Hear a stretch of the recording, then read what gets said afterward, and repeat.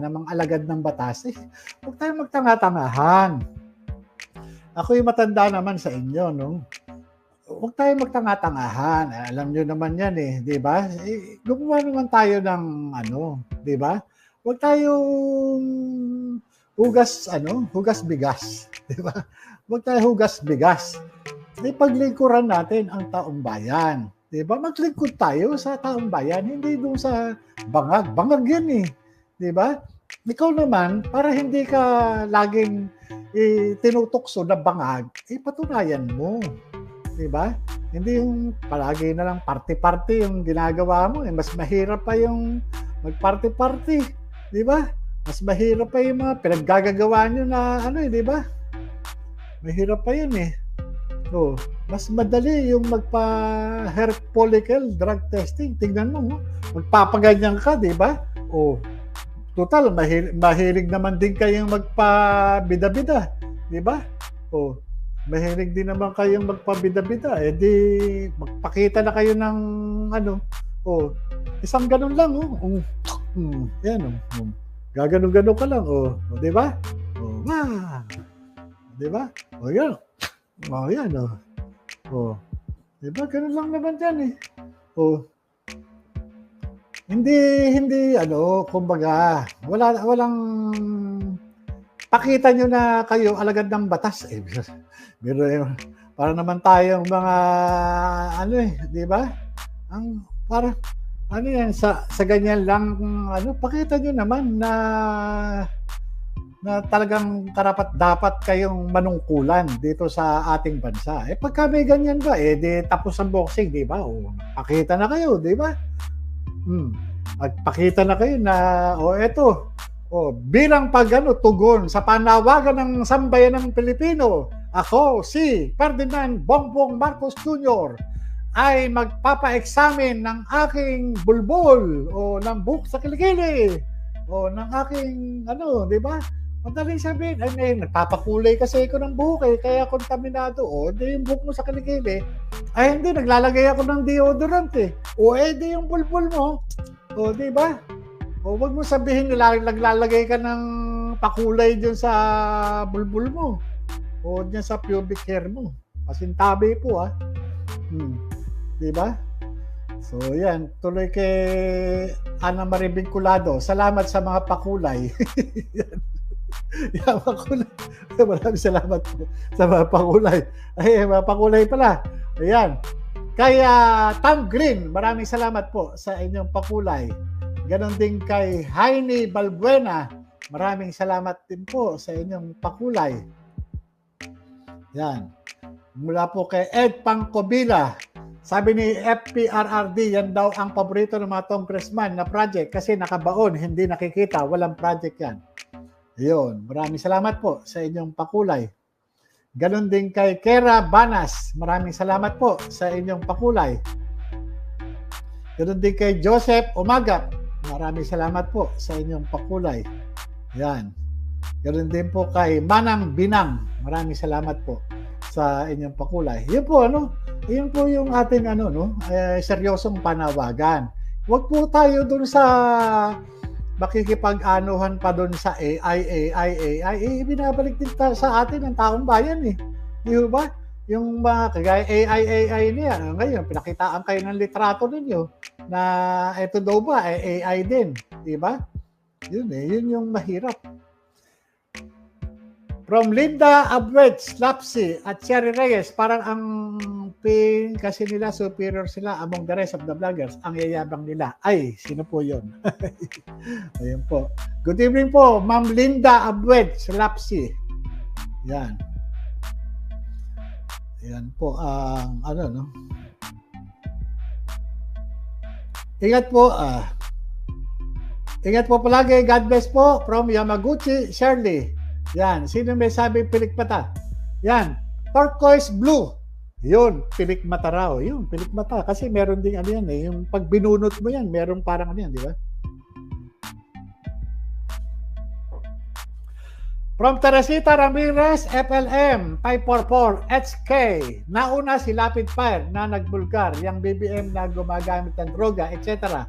kaya nagurgur si Percy Lapid. Yun po, yung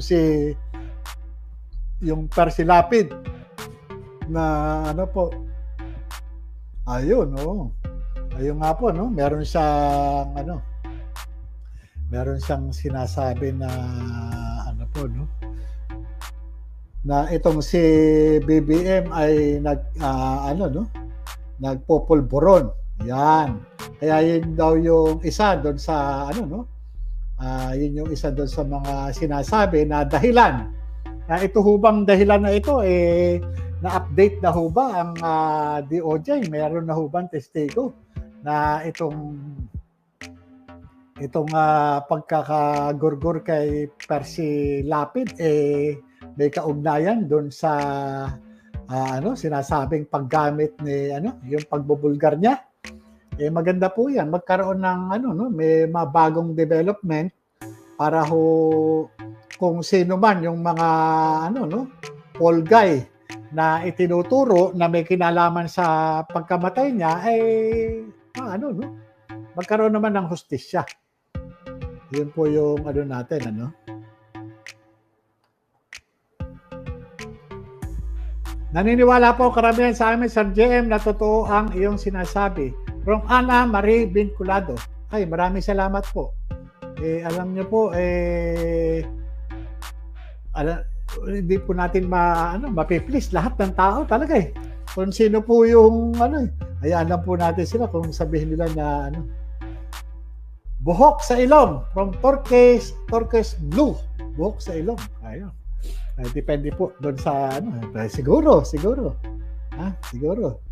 Kung po pwede yung mga ganyan, no? From Jennifer Basa, nakakadismaya lang po kasi nilabas na video pero wala pa din nangyari. Panay speech lang po sa maisog. Wala pa din po nangyayari. From Jennifer Basa. Antay lang po natin yung nasa atin po kasi yan mga kapatid, nasa atin po kasi, wag po natin iasa kung kani-kanino, yung kalayaan ng ating bansa. Ang kalayaan po ng ating bansa, mula dito sa mga mapang-abuso na ito, nasa atin po mismo. Yung nga po ang sabi ko sa inyo, wala pong grupo o anuman na magaling para dyan. Nasa atin po. Nasa atin po. Kung nais po natin yan, tayo po mismo, mga Pilipino. From Estelita Miguel, hello po Sir JM, nag-aalala po kami sa inyo nang di ka na mag-vlog. God bless po, watching from Montreal, Quebec, Canada. Yun, maraming salamat po sa inyong pag-aalala. Ako po ay nagturo, bali may mga special courses na tinapos at yun po, bali 1 linggo po yun. At hindi po kasi po pwede naka-schedule po yun. Wala hong bagyo-bagyo dun Kaya rin po talaga. Kaya yun po, bali medyo maluwag na naman po. Kaya muli na naman po tayong magkakasama-sama. Yan po.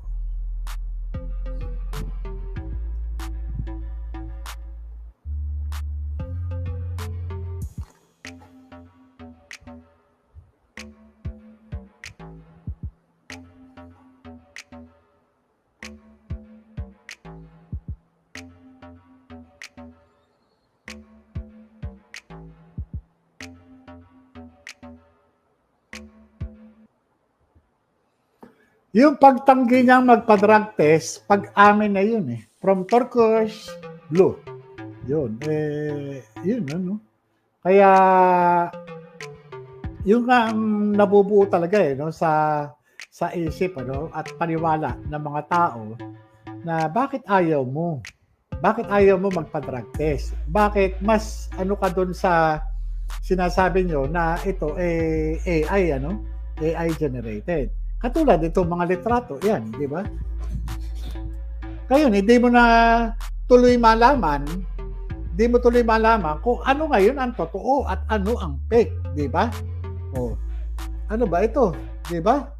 Ano ba ito? Totoo ba ito o gawa-gawa lang? Di ba? Di ba? Ayun yung natin dito AI generated? Ano ang totoo? At ano ang fake? 'di ba? Ano ang totoo at ano ang fake, 'di ba? 'Yan ang ano eh. Hindi na natin alam, 'di ba? Kung ano ang totoo, 'di ba? Sana naman, 'di ba? Sana itong litrato nito ni yung babae tsaka yung lalaki, ano ba pangalan nitong lalaki? Ito ba ano? Parang ano yun. Kayo ba? Paki-comment nyo nga. Ito bang lalaki na ito? Sino ba itong may kayakap na ito?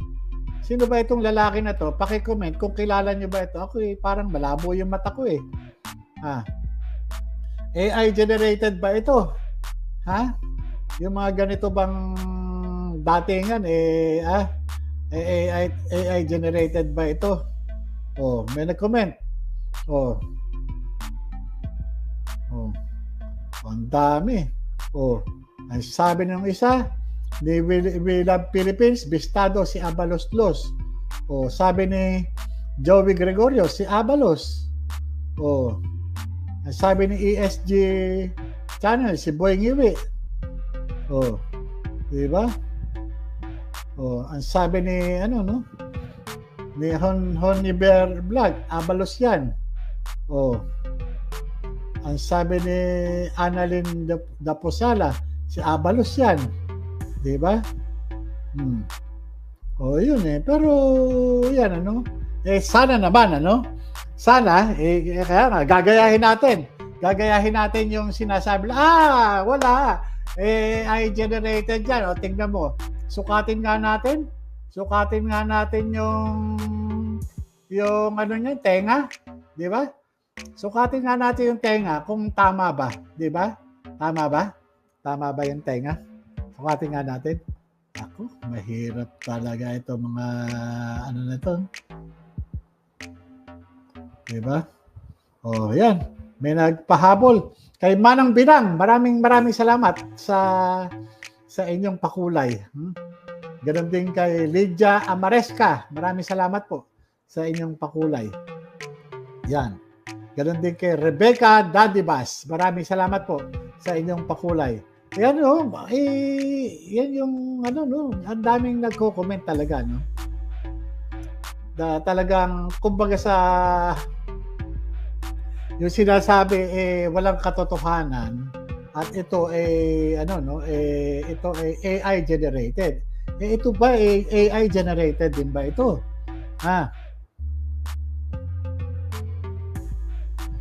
Yan yung ano to? Yung PDEA report ni Tatay Digong ay tulad po yan sa inyo. From Jenny Arancon. Hindi po natin alam. Siguro, ewan po natin. Sabi nga, kung saan man yung nila.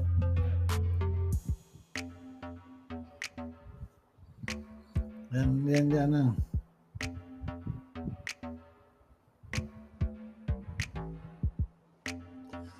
Tatay Jonathan, bahay ni Attorney Roque, ni-raid ng mga bangag. Ako, grabe.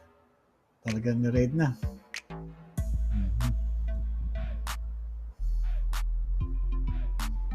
Kailan ba ni-raid? Wawa naman si di ba? Yan. Si Raso nagmukhang aso. Sino yun? Pepito Cam TV channel. Yan.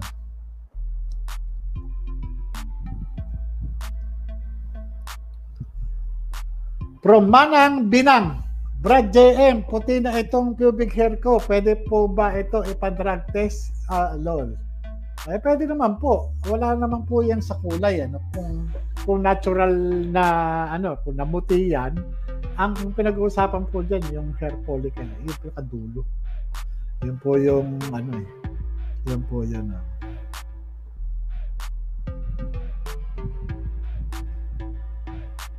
Ang iniisip ko, sir, kung magpapakalbo si Bangit, tapos magpa-implant siya ng buhok, tapos saka siya magpa-hair follicle. From JM. Madali naman po kasi yun. Kung yan, mag-transplant pagka hindi naman po ganun katali. Matagal din po yung nun eh. Opo eh. Makikita naman din po eh. Makikita po yun eh.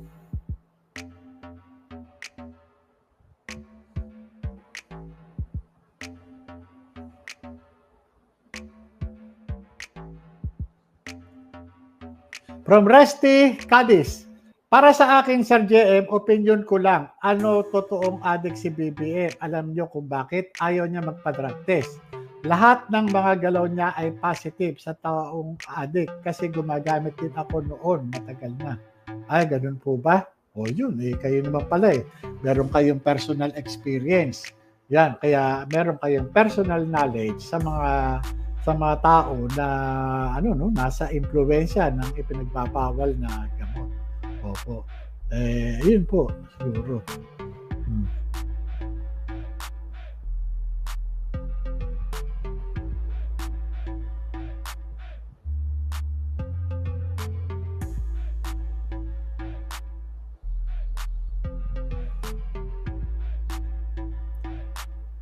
Magandang gabi po, Sir JM, watching from Bergamo, Italy. Mabuhay Pilipinas. Be blessed. From Marlon. Yan. Ayun po, maraming salamat po sa inyo. Magandang gabi po sa inyo. Yan.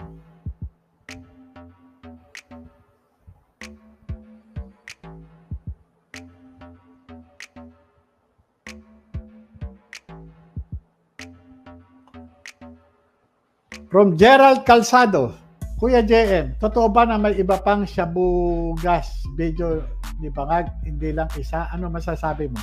Hindi ko rin po alam may nag-comment nga po kanina rito, 4 daw. Pero hindi ko po alam kasi ang sa akin, ang nakita ko, litrato lang. At yun po nandun sa PIDEA. Pero yung ganong ganong wangis, tsura, yun po, ganun po yung nakita ko sa litrato.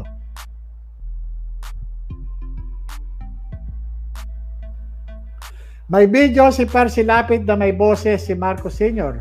At sinabi niya kapag may tatakbong kapangalan ko, hindi ko anak yun sapagkat matagal nang namatay sa London ang anak ko. From Turkish Blue. Alam nyo, elementary pa lang po ako, may chismis ng ganyan na yung yung anak ni Marcos na si Bongbong ay patay na. Pero yun, chismis po yun. Yan yung balita pa noon. Elementary pa ho ako. Nung ko pa ho naririnig yung ganong kwento. Yung kwentong ganon, Pero, siyempre, hindi naman ho, itong mga, Lalo na, kagaya niyan, may mga ho sila na sa kayamanan. Siyempre, iba't ibang sa pinakikita lang nila ngayon Kung ikaw hindi ka tunay na anak, di nag-away-away yung mga yan. Di ba? Yan ho yung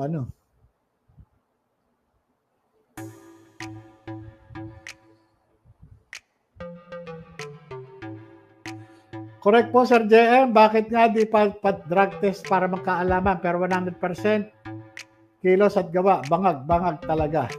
From Wenny Kalingasan. Yung nga po yun ang hindi natin alam na bakit ganyan. Yan.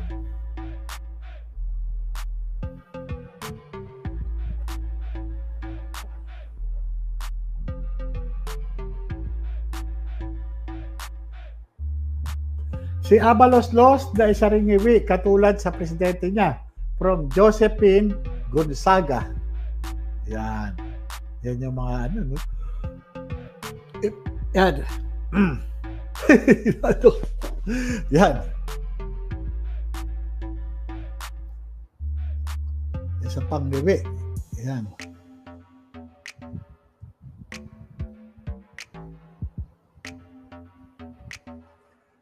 From Edelberta Salcedo, ingat po kayo, Sir JM. Nag-aalala po kami sa iyo kasi ilang araw po kayong hindi nag-live.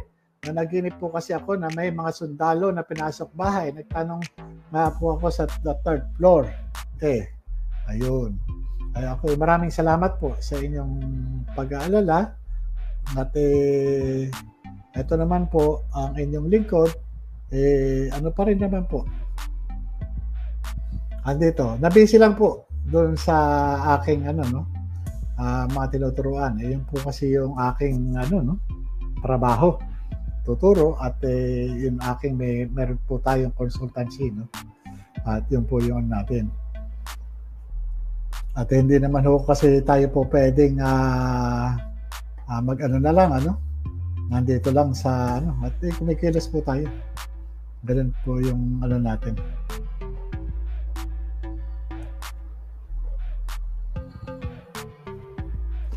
Walang pag-asenso ang Pilipinas habang yung mga bangag na yan ang namumuno. From Linda Abwedge Lapsi. Yun po eh. Wala talagang no?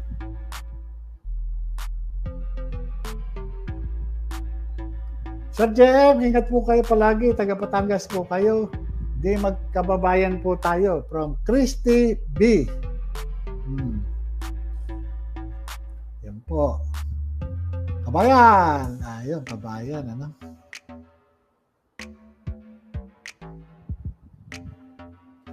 Good evening, Sir JM. Tanong lang po.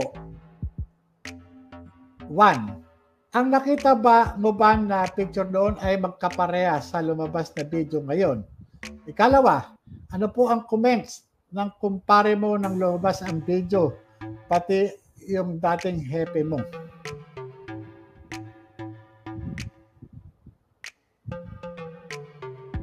Ano po? Sinong kumpare?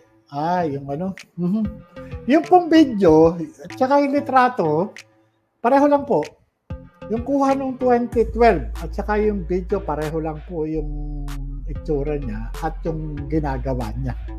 Opo. Kaya, yun po yung nagtulak sa akin, at yun na nag-motivate sa akin para tanggapin yung kaso. Opo. Ito pong yung kumpare ko, oo nga, kumpare ko nga si Francia.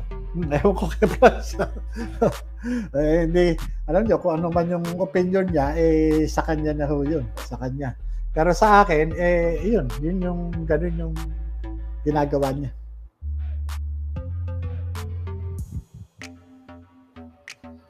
Pinauso nila ang AI agent. Oo nga pinauso nila.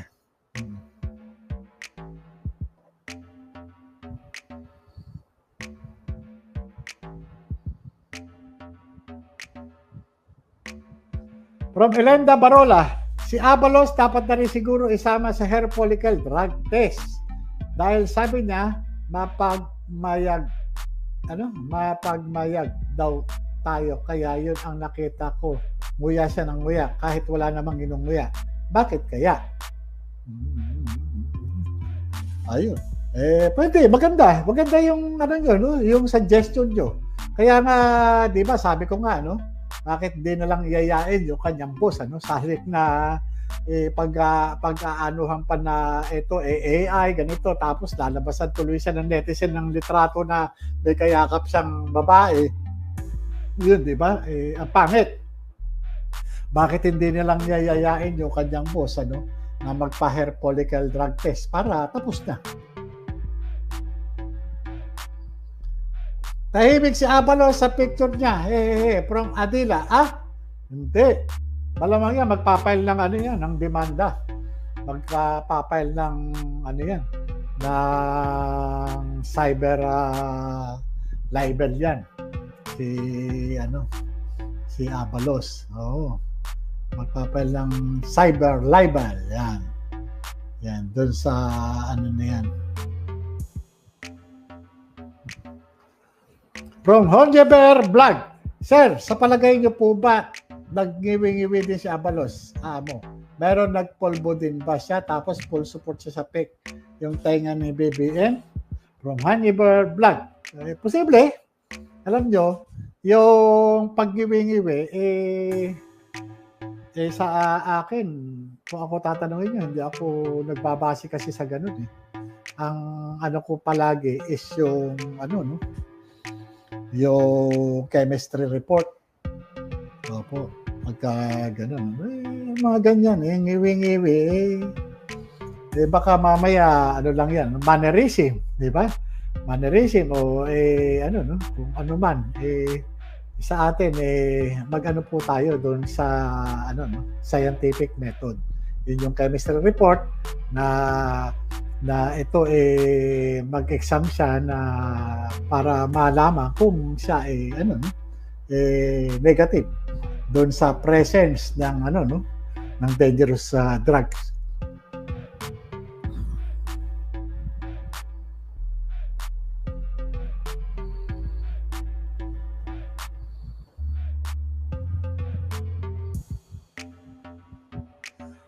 From Hazel Aquino, susuportahan po si Atty. Roque, sabi ni Atty. Trixie, kanina po lang, may hearing po siya bukas, sir. Ano po ba yung ano niyan? Parang ano no? Hindi natin alam kung ano nangyari dito kay Atty. Harry Roque, no? Ano no?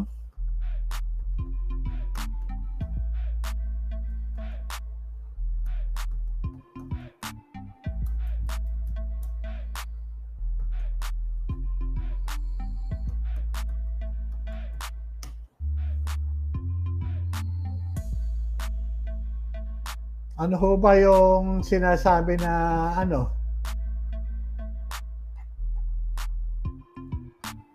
Ano ho ba itong ano na sinasabi ni Raid?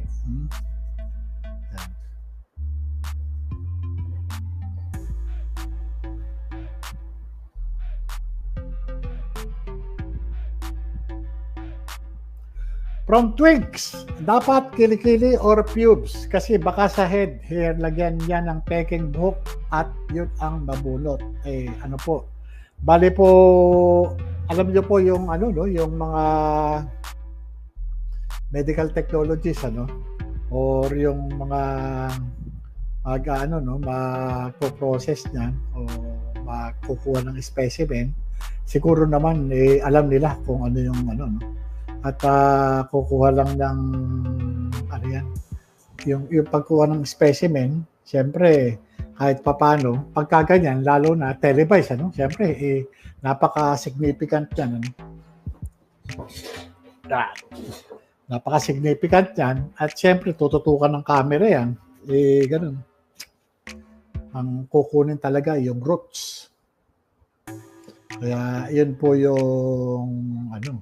Alam niyo mga kapatid, ano, sa mga ganyan, ano, para at least naging ano rin tayo, titignan po natin kung ano, kagaya niyan, ngiwi, na ano, may kasabihan, ngiwi, ano, ganyan yung manifestation. Pero, sa atin, ganun lang. Pero, yung pagtitiyak na ito yung nasa impluwensya na ipinagbabawal na gamot, dapat yan is yung, ano, no, merong pagsusuri ng ano no ng isang laboratorio dumaan sa pagsusuri. Kagaya halimbawa may suspetya, pagka may suspetya kagaya kami halimbawa nakakuha kami ng white powdery substance, hindi agad-agad sasabihin namin ano yan, illegal na ano yan, pulburon.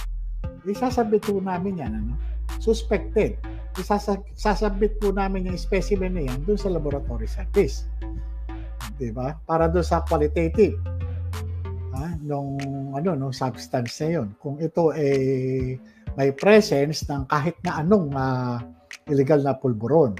Ganun po. Ganun din yung yung hair follicle, yung drug, yung urine at saka yung tawag dito, yung blood test Halimbawa, kinunan ka ng ng blood chem, di ba? Pwede mo naman i-request yun na para sa drug test, pwede naman yun. Yun yung pero doon sa yun, kagaya yan yung pinakikita natin na ano ba yung totoo, di ba? Diyan yung sinasabi